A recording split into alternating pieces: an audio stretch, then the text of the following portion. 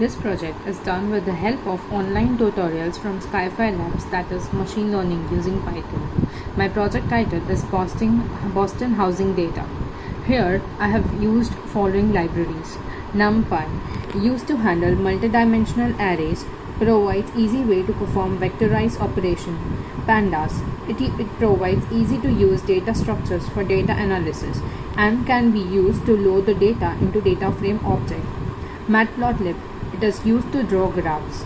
Matplotlib.pyplot is a collection of command style functions that makes Matplot work like MATLAB.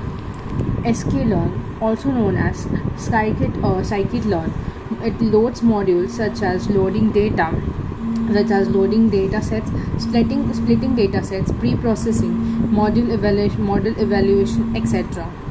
From sklearn data sets, import load Boston. This will load data set from Boston housing problem.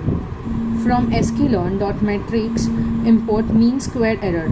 This function computes the mean square error between predicted values and the true value.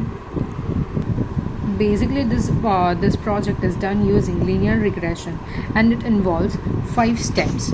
First step, data pre-processing, define error, splitting of data, build the model, and last is prediction. First step involves data pre-processing. Here we will load our data. Then for putting the data into data frame, we will use pandas library. We will get target value again using pandas library. Using the describe function, we can get summary of our data. Following is a summary with the and using that data, we will plot bar graph of correlation with the target variable versus attributes. What is correlation? It is examining the statistical metric, describes how closely the values in column are dependent in the values in other column. Our next step is to normalize our data using min-max scalar. A second step involves defining of error. There are 3 types of error: mean square error, mean absolute error, and cross entropy loss. Here I have used mean square error. Here, using NumPy helps computing this error in single line using sklearn library. It takes parameters such as it takes 2 parameters, target and predicted value, and returns our mean square error value.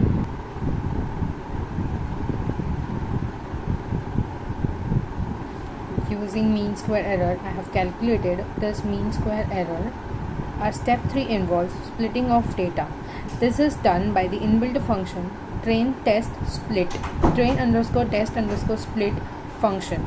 Our fourth and the most important step is building of the model. This involves 3 functions: error, update, and gradient descent. Our first function is error function.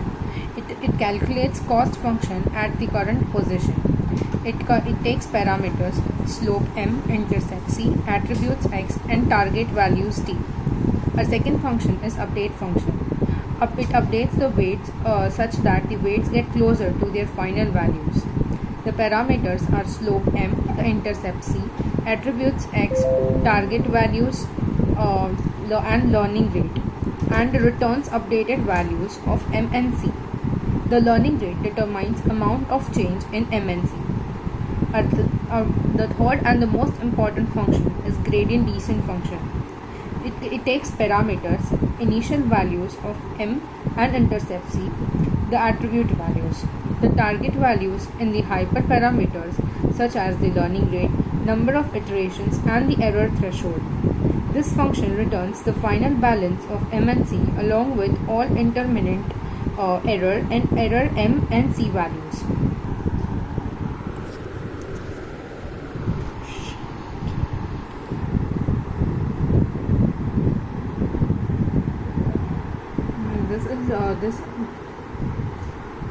This is called as magic function. This is called as magic function as it records the time taken by the cell to execute. Our next step is visualization of learning process. It involves 3 steps. Plot the regression line, plot the error values, plot the change and regression line through the training process. First step is plotting the regression line upon the training dataset. This is done using plt.scatter to get a scattered graph of our data. Involves plotting of error values. This is again done using plt.plot function to get the following graph. And the last step, fifth step, involves prediction. Here we compute the predicted values for each x value using the line equation with the m and c values learned from the gradient descent, that is y values. So this will be our predicted values. These predictions are in the normalized representation. In order to obtain prices in original representation, we have to scale the data back to the original form. Now this is done using inverse transform function.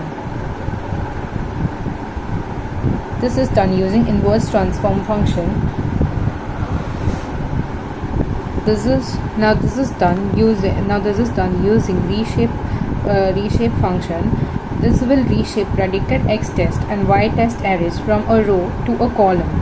After using inverse transform function, there will be extra dimension in the result, and this can be removed using slicing operation as it is done here. And thus I get the predicted values. This is my output. Thank you, Skyfi Lab.